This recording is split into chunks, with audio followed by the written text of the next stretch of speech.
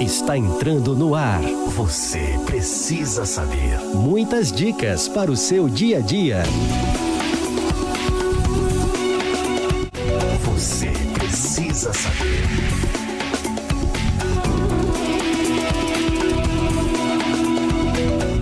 A paz do Senhor Jesus! Que bom, estamos em mais uma edição do Você Precisa Saber. E como sempre falamos, não se esqueça de se inscrever no canal.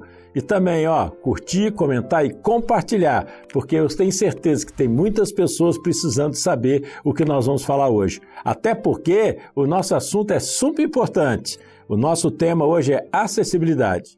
E quem vai falar sobre isso é uma pessoa super preparada para o assunto. Ele é doutor em linguística aplicada, é psicopedagogo, pós-graduado em tecnologia assistiva e surdo-cegueira, licenciatura em letras, libras e educação inclusiva, professor de português e libras do Instituto Federal de São Paulo. Quem está aqui comigo, nosso amigo pastor Lucimar Bizio. Que bom tê-lo no programa. Paz do Senhor, pastor Wallace, e as pessoas que nos acompanham, é uma alegria estarmos aqui para tratar de um assunto que a cada dia mais ocupa um lugar, não é? Na sociedade, nas falas, na vida das pessoas, que é a questão da acessibilidade. Que bom, então nós vamos começar perguntando essa diferença. Então, qual é a diferença dos conceitos de inclusão, acolhimento e acessibilidade, Bizio? Então, acessibilidade é um termo que circula, por exemplo, assim, na política, na educação, em alguns segmentos da sociedade, utiliza-se muito esse termo inclusão, né? É muito comum a gente ouvir falar a educação inclusiva, a inclusão da pessoa. Nós, como igreja, nós utilizamos acolhimento, nosso lugar de fala. Então, a pessoa ela é acolhida no nosso meio. Primeiro, essa pessoa que precisa de acessibilidade, ela não está sozinha, ela tem uma família, ela tem uma mãe, ela tem toda uma família, então essa pessoa ela é acolhida no nosso meio, porque acolher significa abrigar, encontrar um lugar seguro. Acolher significa acreditar, então acreditarmos no potencial de que é possível essa pessoa ter acessibilidade. Acessibilidade é o quê? A palavra de Deus. Então é importante, pastor Wallace, assim, o nosso lugar de fala. De onde é que a pessoa fala? Nós falamos de um lugar que é a igreja. Então, o nosso acesso ao quê? A palavra de Deus. Não que outras questões da acessibilidade não são importantes e que nós não nos atentamos a elas também, mas essencialmente acesso à palavra de Deus, ao conhecimento bíblico, ao conhecimento de Deus. Então, essa palavra acolhimento, utilizamos ela, porque incluído nós, quando Deus nos chama, nós estamos incluídos num projeto de vida eterna. Muito bom. E quando falamos de acessibilidade, principalmente dentro do contexto da igreja, falamos de quê? Falamos então desse acesso à palavra de Deus. Então, é uma criança, é uma pessoa, é um adulto, é um jovem. Como ter acesso a esse conhecimento? Então, conhecer a palavra, ter acesso à beleza de um louvor, ter acesso à doutrina, ao estudo da EBD, por exemplo. Então, como essa pessoa ter esse acesso? Para que tenha acesso, então, certamente tem alguma barreira. Então, como eliminarmos essa barreira para que a pessoa tenha esse acesso à palavra de Deus? E essa barreira ela pode ser de várias maneiras, ela pode ser da comunicação, da língua. Então, nós temos aqui, por exemplo, a interpretação em língua de sinais, para vencer a barreira para o surdo da língua, por exemplo. Não é? Então, você tem várias barreiras e o trabalho da igreja é justamente nisso. Então, como vencermos a barreira para que a pessoa tenha acesso ao conhecimento? Muito bom. No autismo, a preocupação se a criança é verbal ou não verbal. Isso é mais importante na comunicação? O autismo, ele tem ganhado cada dia mais, assim, o tema dentro da acessibilidade, né? A gente ouve muito se falar, as pessoas se falam muito sobre o autismo, e as pessoas têm uma pergunta assim, eu tenho um filho autista, e as pessoas já perguntam assim, ele é verbal ou não verbal? Então, como se isso bastasse, ou seja, ele fala ou ele não fala, não é? Porque depende do nível do autismo, daquilo que é trabalhado, a criança pode desenvolver a fala um pouco mais rápido ou não. Então, a comunicação é muito mais do que isso. Comunicação não é só fala. Quando eu olho para você, quando eu olho aqui, é uma forma de se comunicar, não é? O olhar, um gesto. Então, é muito mais com a fala. Nós não só usamos a fala para nos comunicarmos. Nós usamos a língua de sinais, nós usamos a escrita, nós usamos os gestos, a expressão corporal, não é? Tudo isso é comunicação também. Então, reduzir verbal e não verbal, então fica muito resumido, muito reduzido somente a questão de comunicação. O autismo é muito mais do que ser verbal ou não verbal. E às vezes, pelo a gente ver, às vezes esse não verbal é até mais importante, né? Até mais importante, porque é interessante, inclusive, quando a gente começa a aprender Libras, quando está começando a aprender Libras, a gente fica muito assim preso olhando nas mãos, né? Depois não, porque quando você olha aqui a mão, você olha por toda. Então a expressão da pessoa ela é muito mais importante do que o sinal. Na nossa língua, a gente faz isso com a tonalidade da voz, por exemplo, se é uma pergunta, se não é, não é? Então, esse som, mas você olha para a pessoa também. Normalmente você olha para a pessoa com quem você está falando. Então, esse olhar, a expressão corporal, tudo isso, a gente tem bastante estudos falando assim, o corpo fala, não é? Se eu cruzo os braços, se eu cruzo a perna, se eu desvio o meu olhar, tudo isso é comunicação também, não é? Tem sempre uma mensagem ali. Então, é muito interessante nós ampliarmos esse entendimento de que a questão do autista não é só questão de ser verbal ou não verbal. Então, as pessoas ficam muito preocupadas, então ele precisa falar para que ele aprenda. Não é? Sem falar ele vai aprender também. A fala é importante? Claro que é importante. Nós vivemos no mundo dos ouvintes, né, em que a fala é fundamental, mas comunicação é muito mais do que isso. Muito importante, né? Agora eu quero perguntar sobre os idosos. Certo. Os idosos estão no trabalho de acessibilidade, por quê? As pessoas muitas vezes nos perguntam assim, mas vocês trabalham com as deficiências, com os transtornos, e por que o idoso, né? Então, é muito importante essa pergunta e esclarecermos. Não é que o idoso é uma pessoa, não estamos vendo o idoso como uma pessoa deficiente, não. É a questão justamente de acessibilidade à palavra de Deus. Então, essa pessoa idosa, por exemplo, perdeu o grau de audição, ele já não ouve com a mesma intensidade, da visão, então o lugar que ele sentava no culto, talvez ele precise sentar no lugar mais próximo, de onde está sendo projetado, não é? Num seminário, ele precisa de um cuidado especial. Então, a visão, a audição, a mobilidade física. Então, é nesse intuito, né, de vencer essas barreiras, lembra, eliminar as barreiras, né, para ter o acesso, que o trabalho de idosos, então, ele está acolhido, ele está acampado juntamente com o trabalho, com a coordenação de acessibilidade. Ouvimos falar constantemente que o número de autistas tem aumentado muito. Eu pergunto, isso é verdade? É uma pergunta assim bem polêmica, né? Sim, as pessoas debatem muito sobre isso, há mitos que acompanham, não é? Também, talvez até tenha aumentado um pouco. Mas a gente sempre parte assim de um princípio importante, assim, de que antes essas pessoas, é um termo que circula na literatura, né, da inclusão, da educação inclusiva, assim, essas pessoas ficavam invisíveis, não eram diagnosticadas, ficavam dentro de casa trancada, né, assim, a família tinha medo de que ela fosse para a sociedade, então era confundida, as pessoas confundiam às vezes o autismo com algum problema mental, alguma coisa nesse sentido, né? Então, hoje essas pessoas elas saíram, elas vão à escola, elas vão à igreja, não é? Elas estão no shopping quando você vai, você está no dia a dia, então, essas pessoas. Antes não, essas pessoas não eram vistas, então talvez seja isso também que traz um pouco essa sensação de que tem aumentado muito, não é? Mas atribuir isso a outros fatores, aí precisa de um estudo mais científico, não é? Senão fica aquele conhecimento muito intuitivo e isso nem sempre é muito bom. Isso faz um pouco de sentido, né, Bísio? Porque até mesmo o TDAH, né? Hoje a gente vê adultos recebendo diagnóstico e eles estão descobrindo com 30 anos, com 50 anos que tem TDAH. Então porque não tinha o diagnóstico antes, né? Então tem sentido. Não tinha essa preocupação, ou essa investigação, né? A própria ciência, a evolução da própria ciência, não é? De entrar nesses campos. Então tem pessoas, como você disse, com 40, 50 anos, ela tem direito, ela quer fazer uma investigação, está tudo certo, não é? Mas só que tomar certos cuidados, porque eu vivi 40, 50 anos da minha vida assim. De repente, né, é um diagnóstico, é um papel que vai mudar a minha vida, que vai mudar a minha forma de ser. Então, isso tem que ser muito bem trabalhado, com certo cuidado, para que, senão, ao invés de te ajudar, vai levar por outros campos, não é? Piorar. Verdade. Agora, o diagnóstico é importante. Eu pergunto, é importante para a igreja, para a família?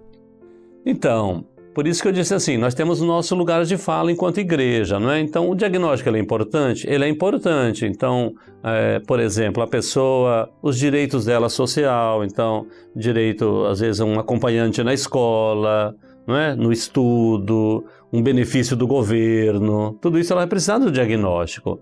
Mas na igreja não precisa trazer um papel, mostrar para o pastor, olha, não é? Eu sou autista, meu filho é autista, meu filho é TDAH, meu filho... Não, nós enquanto igreja, porque o nosso trabalho é acesso à palavra de Deus. Então não é o diagnóstico que vai determinar o que nós vamos na igreja, como vai ser acolhido ou não. Nós vamos acolher a pessoa, não a deficiência dela. Então nós vamos olhar para aquela pessoa e nós trabalhamos com aquilo que é possível nela. Porque o diagnóstico, ele é bom, ele vai dar algumas dicas, mas muitas vezes ele restringe também. Ele vai criar algumas regras, não é? Então, um rótulo, não é? Então, a partir do diagnóstico, você é meio que rotulado ali, não é? Por isso que ele é bastante polêmico, ele é bastante discutido, é uma corrente que é muito contrária a essa questão de diagnóstico. Então, o que nós entendemos é assim, o equilíbrio, não é, pastor Wallace? Então, vai ser importante o tratamento dele, um benefício do governo, na escola, no estudo, às vezes numa vaga numa escola, vários fatores, não é? No transporte.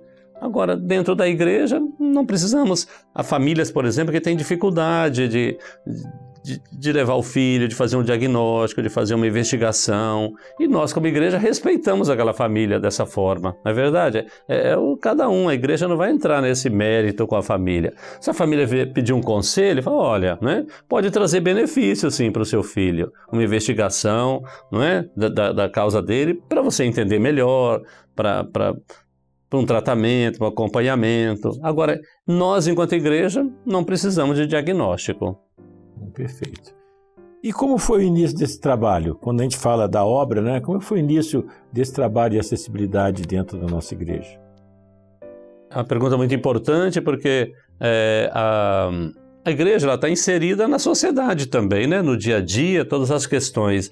E o início ele foi muito assim voltado para a surdez, era muita questão da surdez, da Libras, talvez até porque no nosso país não se discutia outras questões na época, né? Então, começamos esse trabalho da surdez, logo os nossos materiais, todos passaram a ter acessibilidade, né, na língua brasileira de sinais, na Libras, e a irmã Sara foi uma pessoa muito importante, foi uma das primeiras pessoas a acolher esse trabalho, as primeiras reuniões de acessibilidade fizemos com ela, né? Na época mais voltada somente para a surdez, pensando na criança, pensando no adulto.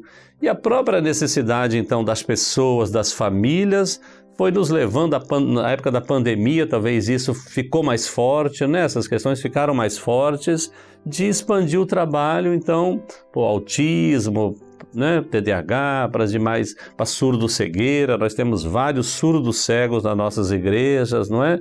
Então, todas essas questões levam-nos também a aperfeiçoarmos muitos irmãos da área médica, na área educacional, partiram também para pesquisas mais relacionadas a essa questão da acessibilidade. Então essa troca ela é muito rica e favorece muito o trabalho da igreja, o trabalho dos profissionais, a instrumentalidade, a voluntariedade nesse trabalho, não é?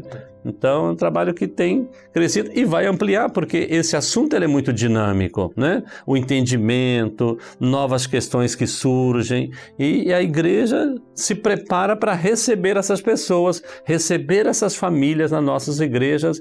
É uma bênção, né? E certamente, pessoas que estão aqui acompanhando o programa, pode procurar uma das igrejas Maranata, certamente o seu filho, você vai ser acolhida com amor no nosso meio. E uma coisa que eu tenho percebido, eu até queria validar essa informação, é que cada dia mais irmãos se voluntariam para esse trabalho, né? Mais pessoas estão preocupadas em aprender Libras, a procurar pesquisar sobre como lidar com autista na igreja. Eu vejo isso lá na minha igreja, né? Irmãs que não são profissionais da área, mas estão estudando, trazem informação para a gente. Pastor, eu estava estudando isso assim, para lidar com esse tipo de coisa tem que ser desse jeito, e isso tem crescido, né? Muito, pastor, tem crescido muito.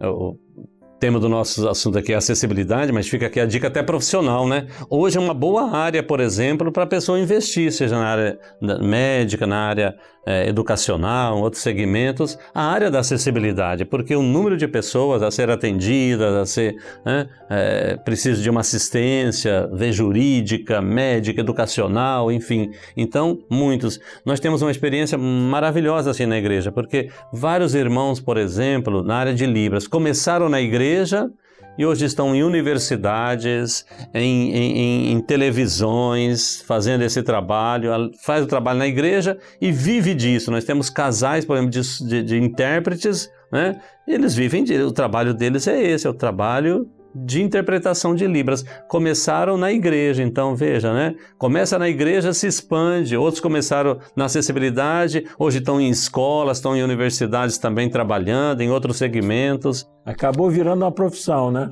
Uma profissão, não é? E não falta trabalho, né? Inclusive, né? É interessante isso. Então, veja como a igreja não está isolada, né? Os irmãos, como que essa troca ela é muito rica, não é? Então, como que a pessoa, essa formação na igreja e Deus honra, Deus abençoa e ela vai depois começar a trabalhar com isso também. E aí ali no trabalho, o que ela aprende, o que ela vive, isso vai ajudar também a atender aquela pessoa da igreja, né? Nesse trabalho voluntário, não é? Então essa troca ela é muito rica e muito presente no nosso dia a dia, certamente. E a gente tem observado ao longo dos anos esse aspecto da igreja sempre na vanguarda, né? Nós percebemos que muitas coisas começam a acontecer até bem antes de a gente começar a ver nos meios de comunicação e em outras partes, até nas empresas e outros lugares, né? Certamente. Isso é uma bênção maravilhosa. É uma bênção. O trabalho de Libras é um exemplo disso, né? Hoje se fala muito, mas a igreja começou há muito tempo atrás, já se preparando, tem muito ainda para se preparar, aprender, aperfeiçoar, porque faz parte, claro, do processo, não é? Mas essa vanguarda é maravilhosa mesmo. Então, como que a igreja se antecipa, né? Nós temos casos, inclusive, de mães que vêm nos agradecer diante de Deus, né? Falando assim, olha, eu fui ao Manaim, eu não precisei pedir tal auxílio, vocês já se anteciparam na necessidade do meu filho, né, da pessoa, ofertando a ela algum recurso, né, às vezes uma habitação, uma cama diferenciada, um banheiro que tenha, enfim, não é? Depende da mobilidade dela ou outras necessidades. Então, a igreja já se antecipa à necessidade daquela pessoa. Muito bom, isso é muito importante. Bem, nós estamos chegando ao final desse programa. Eu queria deixar a palavra para o pastor Bios, que se tiver de falar uma palavra que você poderia dar para aqueles que estão nos assistindo a respeito desse trabalho, a respeito de tudo que está acontecendo dentro desse... O que seria importante, um recado da sua parte para os nossos telespectadores? Eu vejo como muito importante nós darmos continuidade nas nossas igrejas, atendendo essas pessoas. Nosso público da acessibilidade muitas vezes são pessoas que geram filhos da acessibilidade, né, dos membros da igreja, dentro da igreja, frutos da evangelização. Muitas pessoas têm procurado as nossas igrejas nessa questão da acessibilidade, porque muitas vezes já foram a tantos lugares, às vezes até outros lugares evangélicos, e não foi aquilo que eles entendiam e que eles precisam, e eles vêm no nosso meio, nesse acolhimento, se sentem muito bem. Nós temos experiências, por exemplo, de uma mãe que ela foi convidada com um filho autista num evento evangelístico das crianças, e ela falou, eu não vou não, porque chega lá meu filho fica correndo, eu fico com vergonha porque ele não para, sabe? Mas aí a pessoa, né, falou com ela, Deus honrou, ela aceitou ir ao evento. Chegou lá, as professoras já acolheram o filho dela e já prepararam para ele participar. Daqui a pouco ele foi lá na bateria com o irmão e está tocando, e o irmão lá da bateria né, o acolheu. Ela começou a chorar e falou assim, ó, eu nunca fui tão bem atendida, né, e recebida e acolhida no lugar como estou sendo aqui no vosso meio. A partir de hoje, eu e meu filho, nós pertencemos a essa igreja. Maravilha. Então veja, muitas pessoas, muitas mães têm se achegado no nosso meio e isso é uma bênção. Por isso que o acolhimento é a pessoa, né, que precisa dessa assistência, dessa ajuda, dessa acessibilidade, mas ela não está sozinha. É uma mãe que muitas vezes ouviu né, e ouve um não lá da saúde, da educação, de outros segmentos, e aqui ela ouve um sim do Senhor, né, um acolhimento com amor, com respeito, com igualdade, e isso é uma bênção. Então, o meu recado é esse, que continuemos firmes nesse trabalho, que multiplique seus irmãos com desejo de servir ao Senhor na acessibilidade, que multiplique pessoas que queiram se beneficiar desse trabalho também. Procure uma das nossas igrejas, não é? E permaneça onde você está, para que Deus possa nos abençoar. Bem, agradeço, pastor Bispo, quero agradecer a sua presença por essa informação tão importante e relevante para nós, principalmente na nossa comunidade e para o público geral, né? Obrigado pela participação. Amém. Eu que agradeço, a paz do Senhor Jesus. Bem, chegamos ao fim de mais uma edição do Você Precisa Saber. Tenho certeza que você viu, gostou e você conhece pessoas que precisam dessa informação. E como que precisa? Então, faça o que nós falamos. Curta, comente e compartilhe, porque você precisa saber. Até o próximo programa. Você precisa saber.